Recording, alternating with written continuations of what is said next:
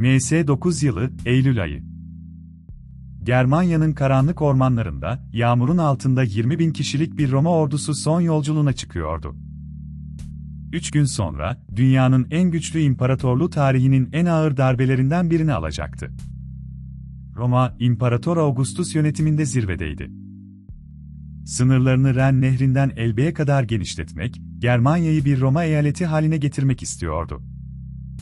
Bu topraklar, imparatorluğun en vahşi ve en az tanınan sınırıydı. Bölgenin valisi Publius Quintilius Varus'tu, deneyimli bir yönetici ama savaş meydanında tecrübesizdi.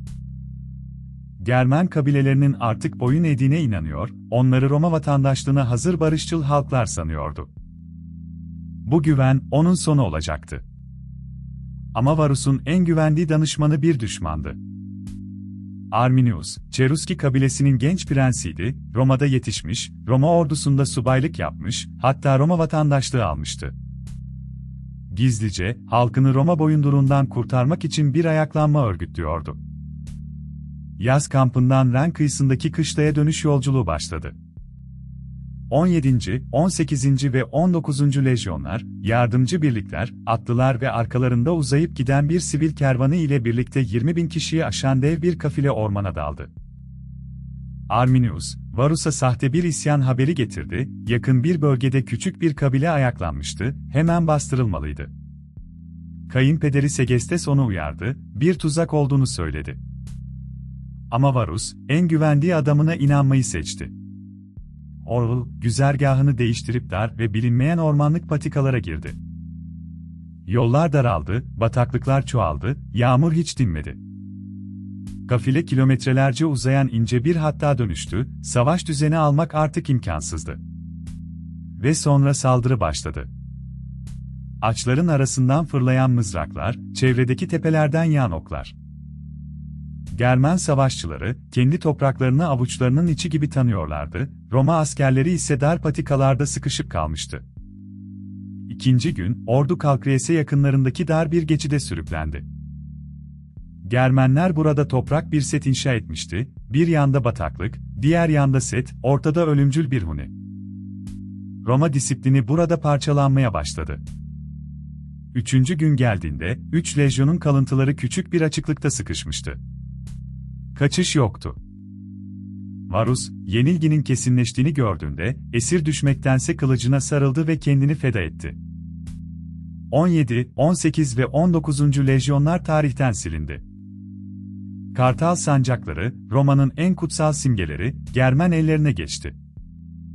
Sağ kalanlar sadece birkaç yüz kişiydi, geri kalan 20.000'e yakın insan ormanda yok oldu. Haber Roma'ya ulaştığında, Augustus'u derinden sarstı. Aylarca saçını sakalını kesmedi, gece yarıları başını duvara vurup, "Quintili Vare, lejyonlarımı geri ver," diye bağırdığı söylenir. İmparatorluk hiç bu kadar sarsılmamıştı. Roma bir daha asla Germanya'yı fethetme girişiminde bulunmadı. Ren Nehri, imparatorluğun kalıcı sınırı haline geldi. 17, 18 ve 19 numaraları, bir daha hiçbir lejyona verilmedi, bu 3 sayı sonsuza dek yasaklandı. Bu yenilgi, sadece bir savaş kaybı değildi. Avrupa'nın kaderini belirledi. Ren'in doğusu hiçbir zaman tam olarak Romalılaşmadı, bugünkü Almanya'nın kültürel ve dilsel kimliği, o gün ormanda şekillenmeye başladı. Savaşın gerçek yeri yüzyıllarca bir muammaydı. Ancak 1987 yılında, İngiliz bir amatör arkeolog olan Tony Cullen, Kalkriyese yakınlarında Roma sikkeleri ve mızrak uçları buldu. Kazılar, 2000 yıl sonra savaşın izlerini gün yüzüne çıkardı. Bugün Kalkriyese'de bir müze, o günün sessiz tanığı olarak duruyor. Toprağın altından çıkan her kılıç parçası, her miğfer kalıntısı, o Eylül günlerinde ormanda yaşanan dehşeti hala fısıldıyor. Arminius, kendi halkı için bir kahraman oldu, yüzyıllar sonra Almanya'da Hermann adıyla bir özgürlük simgesine dönüştü. Ama o gün ormanda yaşanan, sadece bir zaferin değil, 10 binlerce insanın hikayesiydi. Bugün Teutoburg ormanında yürüyen biri, ayaklarının altında 2000 yıl önce çöken bir imparatorluk hayalinin izlerini taşıdığını belki de hiç bilmeyecek. Bazen tarihin akışı, tek bir ormanda, tek bir günde değişir.